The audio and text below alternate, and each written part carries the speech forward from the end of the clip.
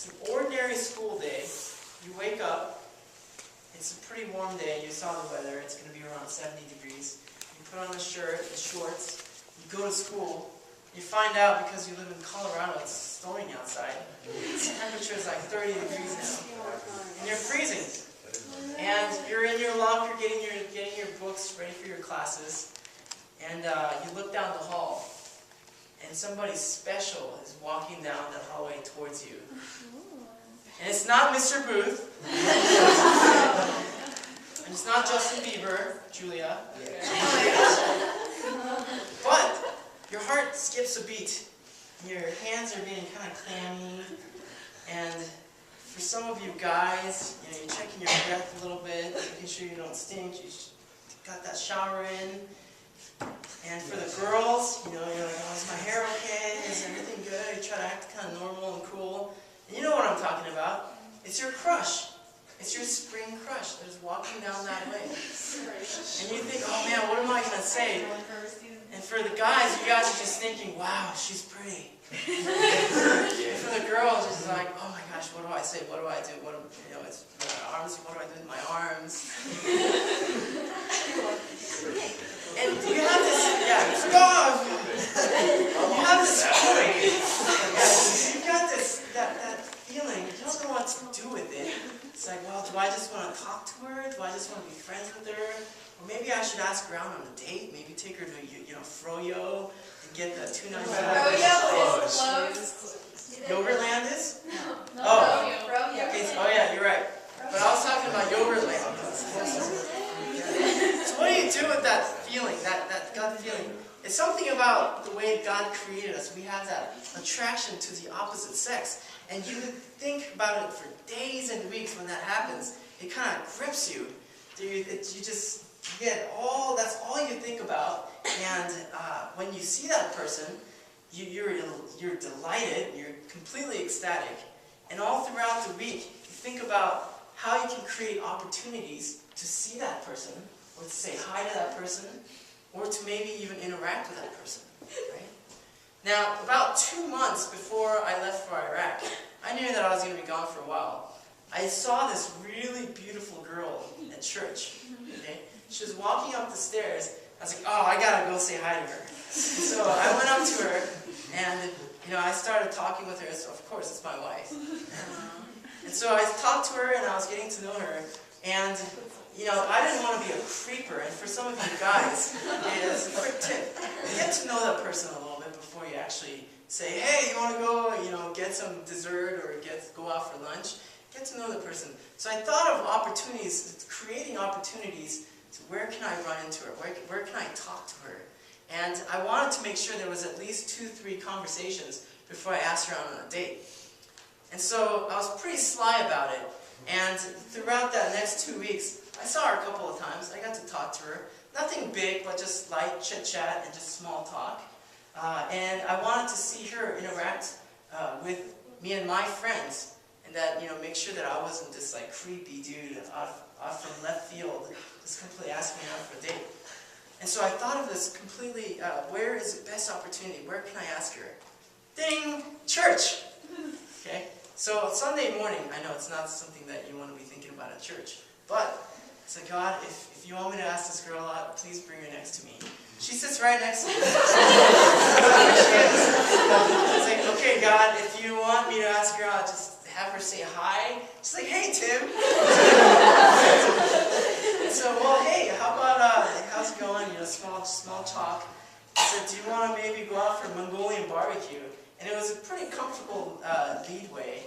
And she's like, yeah, sure, I'd love to. And it was, I played it too sly, okay? So it was almost too cool, okay? And here's what happened. So yeah, okay, well, I get off work on Monday around 5 o'clock, so why don't you come over after work around 6 and we'll go drive down to the Mongolian barbecue. And I was like, perfect. I was like, yes, I got a date. And it's been a while, I got a date. Gotta brush my teeth now and floss, shower, I actually had to shower. And it's like, she came, and she's in my house.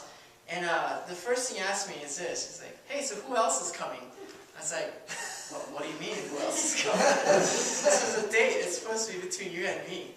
Oh, well, you made it sound like there's other people coming. And if you don't mind, I invited my brother. And so our first date together was actually with her brother. Okay? Kind of awkward, yeah. I was very confused at that point.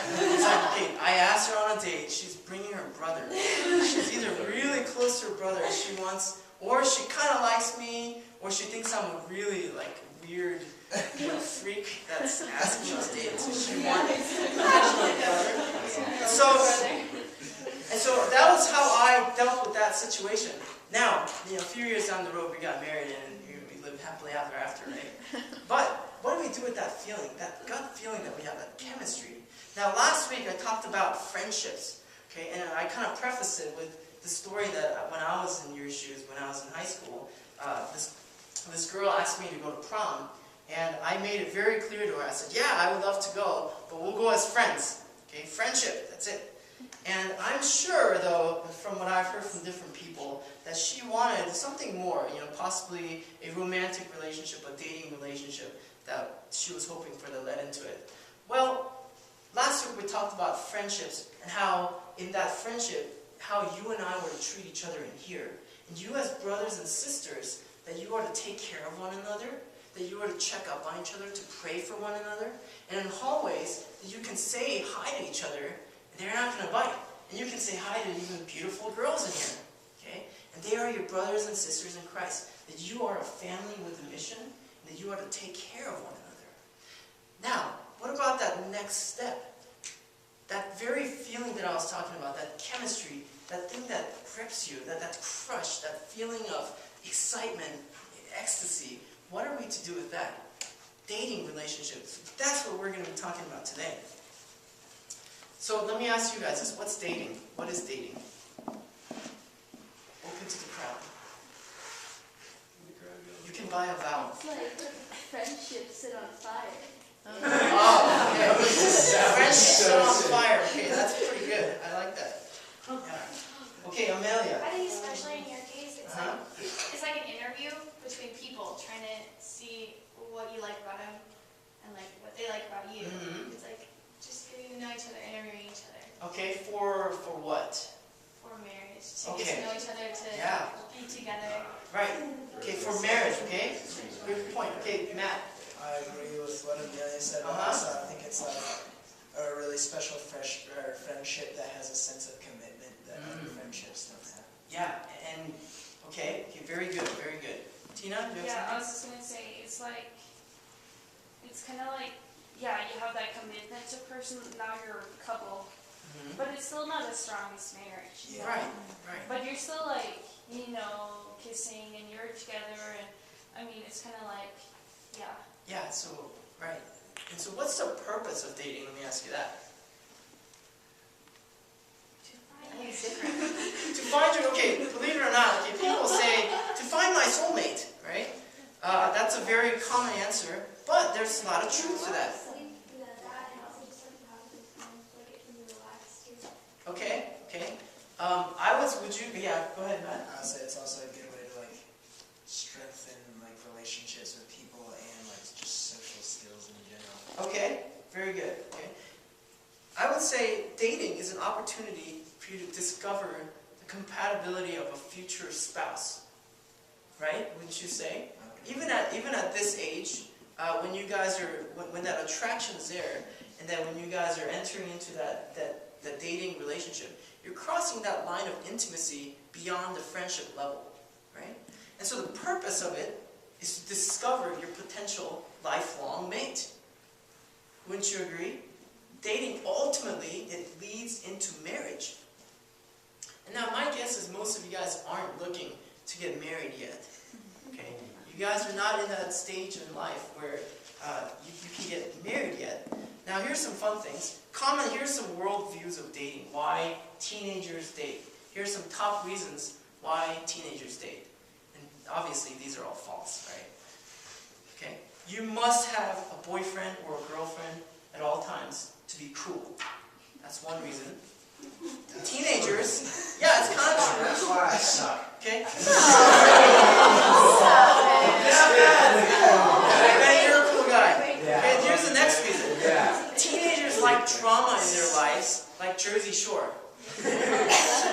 have some kind of drama, and so that's why they date.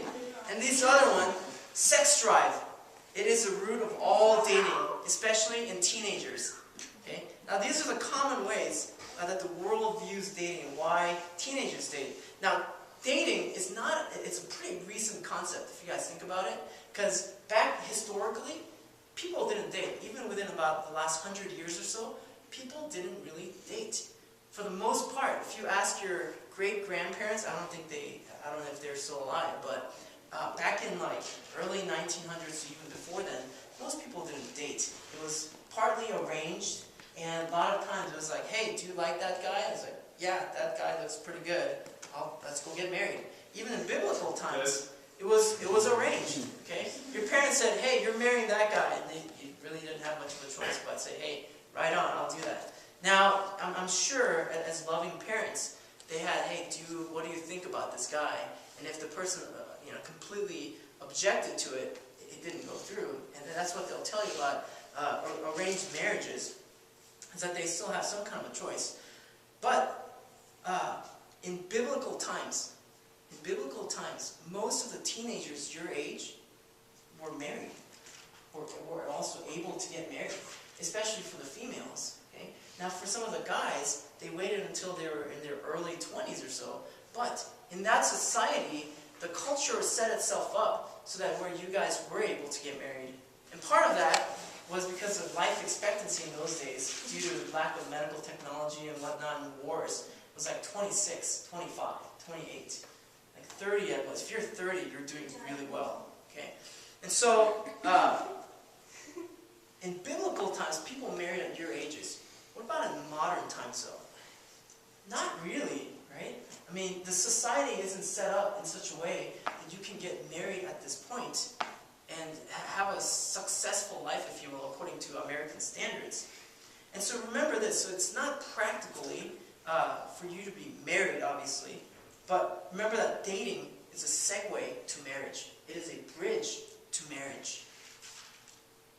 And so before you start dating or seek to begin a marriage, as that definition holds, the question to ask is this: do you think you're ready? Do you think you're ready to date? Here's a little secular source. Okay, this one's called Dating for Dummies.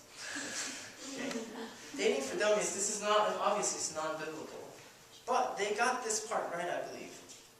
It says this: you are ready to date if you've got a stable place to live and a way to make a living.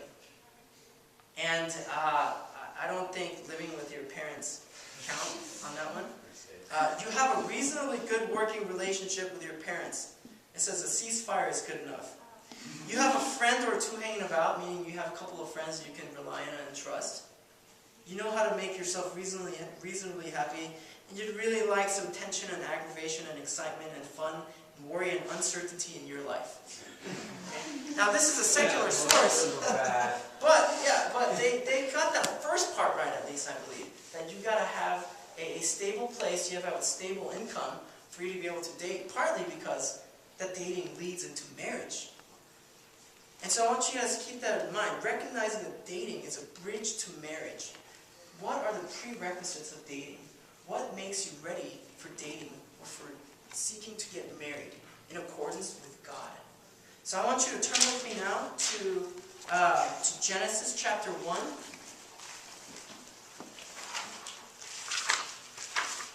Boy, there's a lot of stuff here. Okay, Genesis chapter 1, verse 27. And what we're going to look at is what are the prerequisites of marriage in accordance with God. Genesis chapter 1, verse 27. Donovan, can you read that for us? 27. So God created man in his own image. In the image of God he created them, male and female he created them. Okay, 28. Can you read that for us? Rachel, please. God blessed them and said to them,